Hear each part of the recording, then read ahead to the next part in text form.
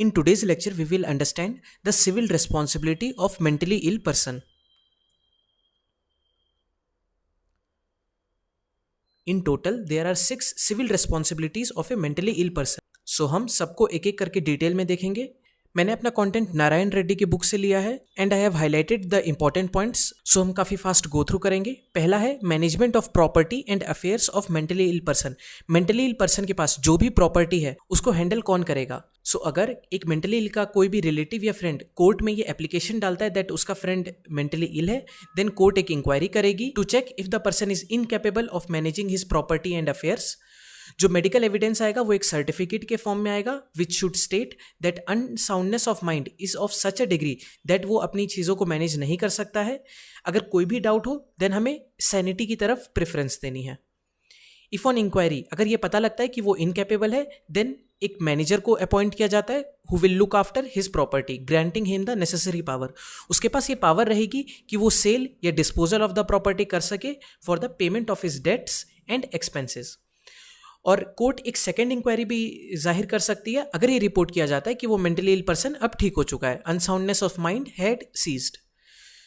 सो हमने ये 5 पॉइंट्स देखे. पहला पॉइंट, रिलेटिव या फ्रेंड कोर्ट में एप्लीकेशन डालेगा, कोर्ट इंक्वायरी कंडक्ट करेगी. इंक्वायरी करने के बाद जो रिजल्ट आता है वो एक सर्टिफिकेट के फॉर्म में आएगा जिसमें ये लिखा रहेगा दैट अनसाउंडनेस इस डिग्री की है दैट वो इनकेपेबल है. कोई भी डाउट हो देन हमें सैनिटी को फेवर करना है. अगर ये पता लगता है कि वो इनकेपेबल है देन एक मैनेजर को अपॉइंट किया जाता है. वो मैनेजर प्रॉपर्टी को बेच भी सकता है for the payment of its debts and expenses. और कोर्ट एक सेकेंड इंक्वायरी कर सकती है अगर ये रिपोर्ट किया जाए कि वो अनसाउंडनेस जा चुकी है. Now, mental illness and contracts. A contract is invalid if one of the parties at the time of making it was incapable of understanding what he was doing due to mental illness. अगर एक party पहले से mentally ill है, उसे पता ही नहीं है दैट वो क्या साइन कर रहा है, then it makes the contract invalid. लेकिन अगर दूसरी पार्टी ये प्रूव कर दे दैट उसे इस बारे में कुछ आइडिया ही नहीं था कि अदर पर्सन मेंटली इल है, देन ये एक फेयर कॉन्ट्रैक्ट कंसिडर किया जाएगा. मेंटल इलनेस जो कॉन्ट्रैक्ट साइन होने के बाद डेवलप होती है, it doesn't make the contract invalid. So ये भी एक वैलिड कॉन्ट्रैक्ट होगा. मेंटली इल पर्सन जो रहता है वो अपने डे टू डे एक्सपेंसेस के लिए रिस्पॉन्सिबल है, लेकिन अगर उसे कोई ऐसी चीज़ बेच दी जाती है जो बहुत ही अनरीजनेबल है, उसके नाम पे घर इशू कर दिया गया है, गाड़ी इशू कर दी गई है, या फिर कोई शॉपकीपर उसका अनड्यू एडवांटेज लेता है उसकी मेंटल इलनेस का, देन वो इन चीज़ों के रीपेमेंट के लिए रिस्पॉन्सिबल नहीं होगा. The mental disorder of A partner does not itself dissolve the partnership. अगर कोई मेंटली इल पर्सन है देन उससे ऑटोमेटिकली पार्टनरशिप कैंसिल नहीं हो जाती है. हमें we need to take steps for the dissolution. ये एकदम कॉमन सेंस का पॉइंट है दैट यूजुअली आप अनसाउंड माइंड के रहते हो और कभी कभी साउंडनेस आती है तो आपको साउंड माइंड में अपने कॉन्ट्रैक्ट्स को साइन करना है. एंड अगर आप यूजुअली साउंड माइंड के रहते हैं और कभी कभी अनसाउंडनेस आता है तो आपको उस अनसाउंड माइंड में कॉन्ट्रैक्ट साइन नहीं करना है. एक बार इस स्लाइड को भी समराइज करेंगे. पहला पॉइंट हमने देखा, अगर एक पर्सन मेंटली इल है देन उसके साथ कोई भी साइन किया गया कॉन्ट्रैक्ट इनवैलिड होगा. अगर अदर पार्टी प्रूव कर दे दैट उसे इस बारे में आइडिया ही नहीं था कि वो मेंटली इल है, then it is considered a fair contract. Mental illness contract sign होने के बाद डेवलप होगी तो वो पहले साइंड कॉन्ट्रैक्ट्स को इनवैलिड नहीं करती है. देन एक मेंटली इल पर्सन अपने सारे सिंपल नेसेसिटीज़ ऑफ लाइफ के लिए रिस्पॉन्सिबल है. उसको कुछ भी अनरीजनेबल चीज़ बेचने से या सेलर उसका अनड्यू एडवांटेज लेगा तो वो इन चीज़ों के लिए रिस्पॉन्सिबल नहीं है.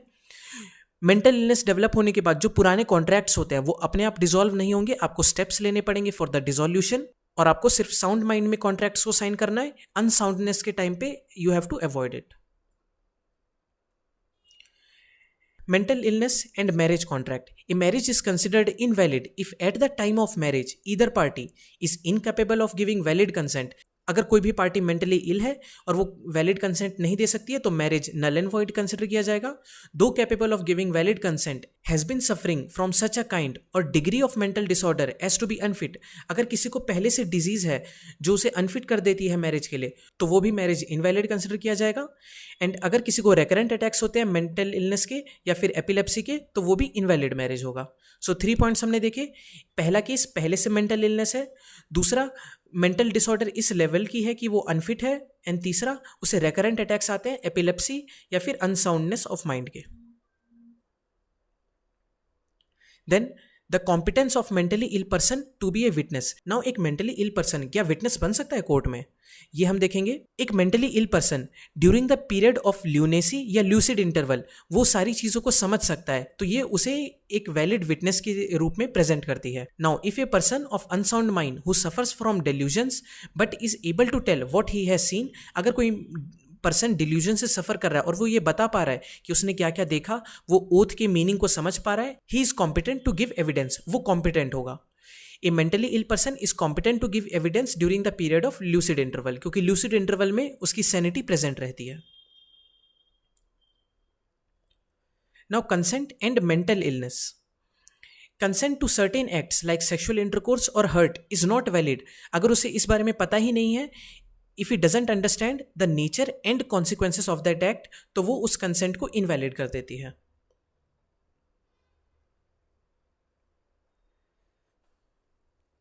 Now our sixth point is mental illness and testamentary capacity. पहले हमें टेस्टामेंट्री कैपेसिटी का मीनिंग जानना होगा। टेस्टामेंट होता है एक वैलिड विल। नाउ क्या एक मेंटली इल पर्सन एक विल लिख सकता है, लाइक क्या वो अपनी प्रॉपर्टी को फर्दर जनरेशंस में पास ऑन कर पाएगा, ये हम इसमें देखेंगे। तो कौन से केसेस में एक वैलिड विल कंसिडर किया जाएगा एक मेंटली इल पर्सन के through. If a person is suffering from delusion और वो डिल्यूजन बिल्कुल भी रिलेटेड नहीं है प्रॉपर्टी से या प्रॉपर्टी को आगे फॉरवर्ड करने से, देन उसे एक वैलिड विल कंसिडर किया जाएगा। अगर वो लूसिड इंटरवल में अपनी वैलिड विल बनाता है देन उसे भी कंसिडर किया जाएगा। अगर एक person immediately after writing the will suicide conduct कर लेता है, testator committed suicide shortly after making a will if there is no other evidence of mental disorder, अगर कोई और मेंटल डिसऑर्डर का एविडेंस नहीं है देन उसे भी वैलिड विल कंसिडर किया जाएगा। काफी एक्सट्रीम एज के लोग या जिनकी हेल्थ काफी खराब रहती है with defective memory can make a valid will, अगर उनका माइंड इतना भी इंपेयर नहीं हुआ है दैट वो समझ नहीं पा रहे हैं कि वो नेचर एंड कॉन्सिक्वेंसेस क्या होंगे वैलिड विल के। सो अगर पीपल एट एक्सट्रीम एज वो समझ पा रहे हैं nature and consequences then they can make a valid will. किसी को भी मोटर और सेंसरी एफेजिया, एग्राफिया, एलेक्सिया या डफ डम ब्लाइंड ऐसे पर्सन जो हैं if they can make clear by gestures that he wishes to make a will, so जिन लोगों के सेंसेस खराब है या फिर वो लिख नहीं पा रहे हैं, अगर वो सिर्फ जेस्चर से भी ये बता पाएं कि उन्हें एक वैलिड विल बनाना है और वो क्वेश्चंस का मीनिंग समझ पा रहे हैं then they can make a valid will. An eccentric person, एक पर्सन जिसका बिहेवियर बहुत ही खराब है, can make a valid will if there is no other derangement और अ डिल्यूजन। सो अगर उसे कोई और मेंटल डिसऑर्डर नहीं है then he also can make a valid will. एक बार ये 6 पॉइंट्स को समराइज करेंगे। पहला, आपको डिल्यूजन है बट किसी भी तरीके से वो रिलेटेड नहीं है वैलिड विल बनाने से, then you can make a valid will. During lucid interval you can make a valid will. Testator committed suicide immediately after signing the contract, लेकिन कोई भी मेंटल डिसऑर्डर का एविडेंस नहीं है देन उसे भी वैलिड विल माना जाएगा। एक्सट्रीम एज के पर्सन, अगर उनको पता है nature and consequences of their act, उसको भी वैलिड विल माना जाएगा। मोटर सेंसरी एफेजिया, डेफ डम ब्लाइंड, ये लोग जेस्चर्स के थ्रू भी ये बता सकते हैं कि उन्हें विल बनाना है और अगर वो क्वेश्चंस का मीनिंग समझ पा रहे हैं देन इससे भी वो वैलिड विल बना सकते हैं। एक एक्सेंट्रिक पर्सन भी वैलिड विल बना सकता है अगर उसे कोई और डिल्यूजन की प्रॉब्लम ना हो। अब हम देखेंगे इनवैलिड विल्स क्या होते हैं। वैलिड विल्स में हमने 6 पॉइंट देखे, यहाँ पे 3 पॉइंट्स हैं। Wills made by persons in extremis at the point of death, उसको काफी सस्पिशन से देखा जाएगा बिकॉज डेथ के टाइम हम क्लियर माइंड में नहीं होते हैं। A will executed by a dying person during delirium would be invalid. So एक और डाइंग पर्सन है, उसको डिलीरियम है, then it will be considered invalid.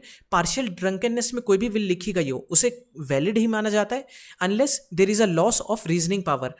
इस लेवल की ड्रंकनेस हो गई है that you have lost to reasoning powers, then it makes the will invalid. So ये हमारे 6 वैलिड विल्स थे, 3 इनवैलिड विल्स थे। कंसेंट में हमने ये देखा, अगर आप nature and consequences of the act नहीं समझ पा रहे हैं due to unsoundness of mind, so it makes the consent invalid. Witness के रूप में हमने ये देखा, during your lucid interval you can be a witness. अगर आपको कोई डेल्यूजन है लेकिन आप क्वेश्चंस का मतलब समझ पा रहे हैं, ओथ का मतलब समझ पा रहे हैं, then you can be a witness. Marriage contract में देखा, ड्यूरिंग द मैरिज आपको कोई मेंटल इलनेस है या फिर मेंटल इलनेस इस लेवल की हो गई है that you have become unfit या आपको रेकरेंट अटैक्स आ रहे हैं, ये मैरिज को इनवैलिड बना देगी। कॉन्ट्रैक्ट्स में हमने देखा, अगर आप पहले से मेंटली इल है कॉन्ट्रैक्ट इनवैलिड हो गया। अदर पर्सन को पता नहीं था आप मेंटली इल है, कॉन्ट्रैक्ट को वैलिड माना जाएगा। अगर आपको कॉन्ट्रैक्ट साइन करने के बाद मेंटल इलनेस डेवलप होती है देन उसे वैलिड कॉन्ट्रैक्ट कंसिडर किया जाएगा।